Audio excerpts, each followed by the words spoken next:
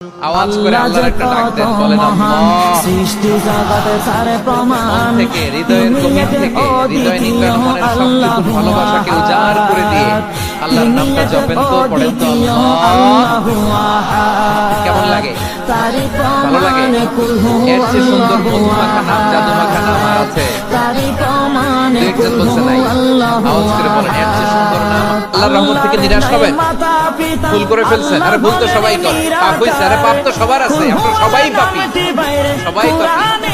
যত পাপ হোক, ভুল হোক, অন্যায় হোক, অনুতপ্ত হয়ে তওবা করে ওযু করে জায়নামাজটা বিছিয়ে সেজদা দিয়ে চোখের পানি ছাড়েন।